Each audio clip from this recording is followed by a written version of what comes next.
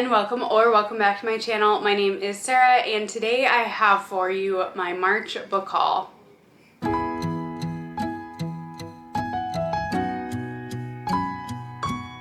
So just like last month, I'm going to start with the books that I've already read and then we will go through the rest of them. I will read synopses with you. I'm so excited for all these books. I had quite a few books that I got this month as gifts that I'm very excited for.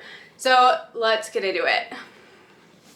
The first one that I have on my list that I've already read is The Radiant King by David Dalglish. I've talked about this quite a bit with my wrap-up and with my dedicated reading vlog for this. But this is about 6 siblings who have what is called radiance, and it's kind of a magic that allows them to do all kinds of exceptional things. They can see in the dark, they can move faster, fight better, and they cannot die. But one of the siblings has decided that they're going to throw their rules out the window, that they will not hold any crowns or sit on any thrones because he has made himself out to be a king in a religious aspect, basically. And the siblings have to deal with that and try and solve the problems that he has started. This one, I loved this book. I gave it 5 stars. This is the newest, it's the first in the newest series by David Dalglish, and I really, really enjoyed it. The next book that I held this month was another 5-star, and that is The Rogue King by Abigail Owen. This is about a girl who is the daughter of a phoenix, so she is a phoenix shifter, I guess. She can't really shift into a phoenix, but she has powers of a phoenix.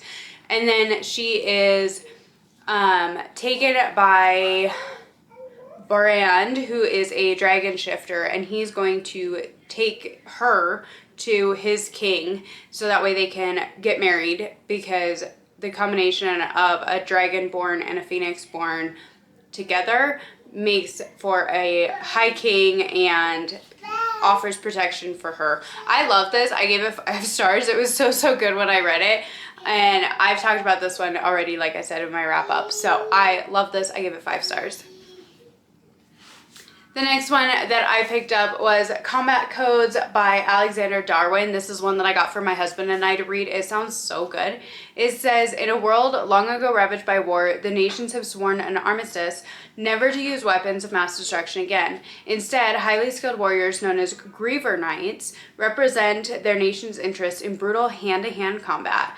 Murray Pearson was once a famed knight until he suffered a loss that wounded his homeland, but now he's on the hunt to discover the next champion. In ruthless underground combat rings, Seago is making a name for himself. Murray believes Seago has what it takes to thrive in the world's most prestigious combat academy, but first, Seago must prove himself in the vicious arenas of the underworld, and survival isn't guaranteed. So it kind of gave me vibes of like Spartacus, so I'm so excited to read this book. The next one is one that my sister sent me for our monthly book exchange, and that is The Strawberry Patch Pancake House by Laurie Gilmore. I've heard really, really good things about this series, just kind of a fun, cozy Gilmore Girls-esque romance with some spice, and so I'm really excited to pick this one up. I know that there's been like the Cinnamon Bun Bookstore and a gingerbread one and stuff like that, but this is her spring one, so I'm really excited to try out this series. Usually with these romance books, they're interconnected standalones, so I'm not too worried about picking this one up out of order, but I'm really excited to pick it up. The next one is another one that my sister sent me, and I'm so excited to pick up this book. I've heard such mixed things about it, but that is Water Moon. This is by Samantha Sada Yumbao.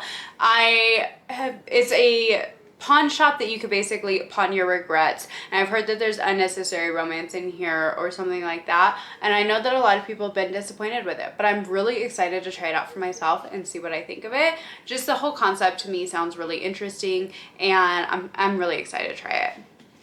The next one I have is one that I've had my eye out for a very, very long time, and this is the Barnes & Noble edition, the Signature Editions of Peter Pan by J.M. Barrie. I love the story of Peter Pan, and I've always wanted to read the original J.M. Barrie edition. This one is just such a beautiful copy of it. I love it so much, and I finally found it at my Barnes & Noble, and so I got it. I'm really excited to read it. The next one that I have is another one from Orbit. Orbit has, if you haven't watched my channel before, I love Orbit Publishing. They come out with some of my favorite books of all time. And so I'm very excited to pick up Green Teeth. This is by Molly O'Neill. It is a cozy fantasy, kind of giving me vibes of like Luca, the Disney Channel movie, or the Disney movie.